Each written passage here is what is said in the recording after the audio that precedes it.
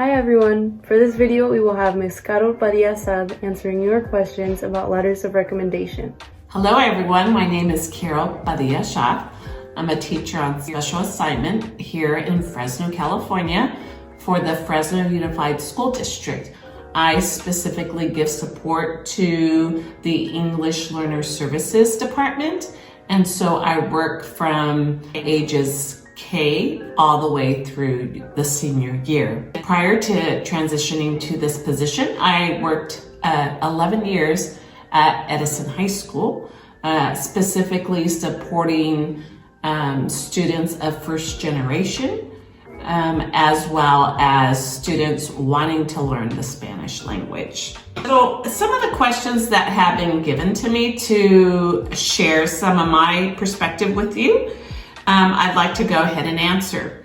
So what is a letter of recommendation? So part of the college process, as you are deciding which colleges to go ahead and apply to, as well as what kind of programs, what kind of fees, tuition, and all the important aspects of deciding on a college.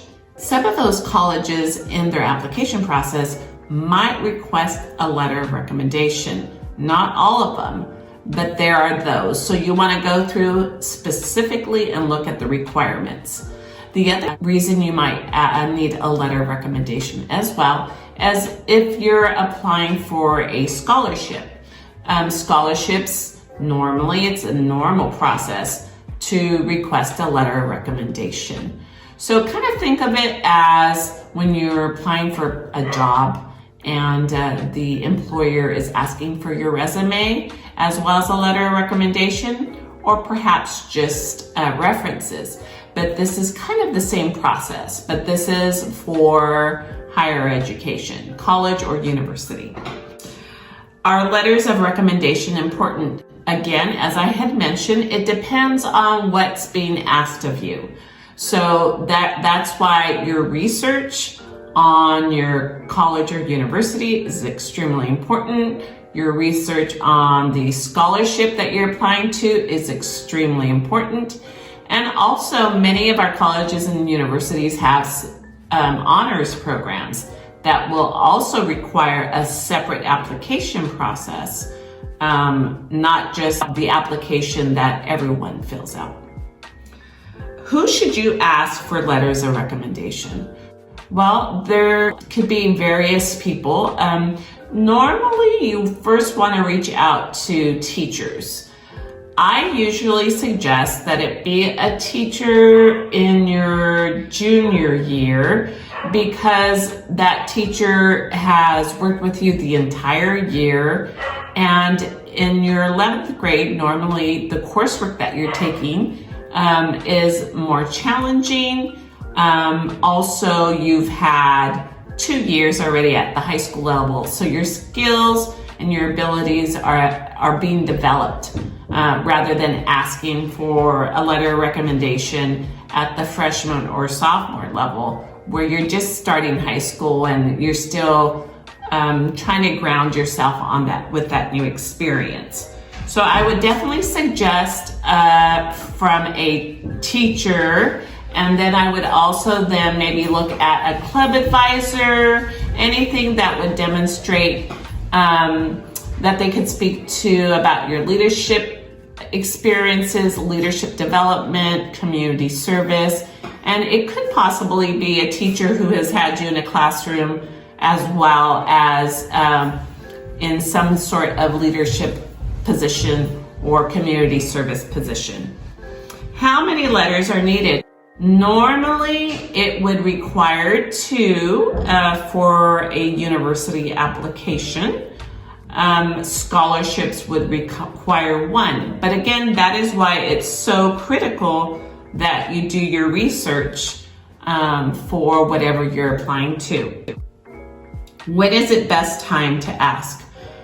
A lot of times seniors will hear of letters of recommendation and then email a teacher, which you definitely want to email them in a formal email, giving them some reasons why you need that letter of recommendation, as well as by when that recommendation is due. But there are some students, when they hear, oh, letters of recommendation, they go directly to a teacher and say, can I have a letter of recommendation? But they don't know why they need that or for what they need that. So you need to be very intentional when you talk to a teacher, knowing that specifically you will need letters of recommendation. The best case scenario is the more time, the better, but no shorter than 2 weeks. You have to remember that teachers are planning, that they are having to correct homework or test or work that the students have turned in, as well as meetings that they have with their own department, staff meetings. So you need to honor their time, and I know teachers are very grateful when you do consider their time as well.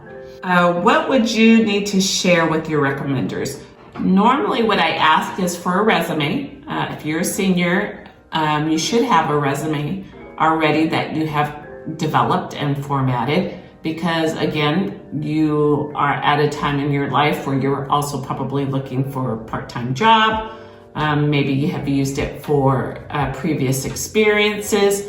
So a resume is a great thing to already have on hand, something you might want to look at doing your junior year during the summer. So that would be one of the things I would give to my recommender. The second thing, if you have written any essays for your college applications or for your scholarship application, share that, because they're going to learn more about you through those essays than they would through a resume or even from class experiences, because there's so many students that they interact with per day that sometimes they don't know the subtle nuances about your experiences or your perspectives. So those are the things that I would, and if it's a specific scholarship, I would share what you're applying for as well, so they have a little bit more information and can really then tailor their recommendation letter for you. What will the recommendation letter focus on? A letter of recommendation will want to know how do you know this student, how long have you known this student, and then speak to the experiences that you've had with this student. So academic experiences in the classroom, whether you were getting your work in on time, did you come to class on a regular basis, did you get to class on time? So basically your commitment and responsibility to your education.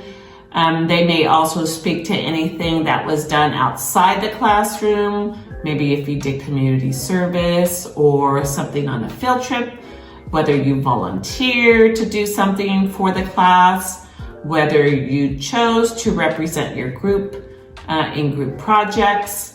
So specific things. You don't want the recommender to basically restate what was on your resume. So making sure they can speak to specific experiences, specific aspects about you. And lastly, what makes a good letter of recommendation?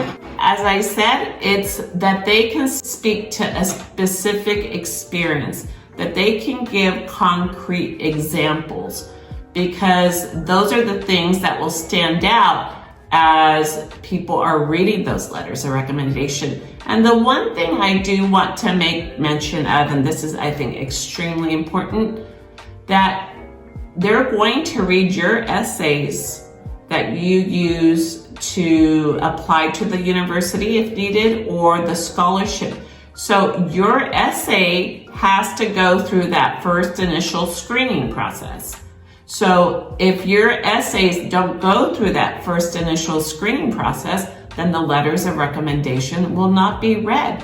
So that means that as a student who is applying for a scholarship or for college, you need to invest the time, you need to do your part in making sure that those essays speak to who you are, that you are demonstrating not just who you are, but also what kinds of skills and abilities and experiences that you bring.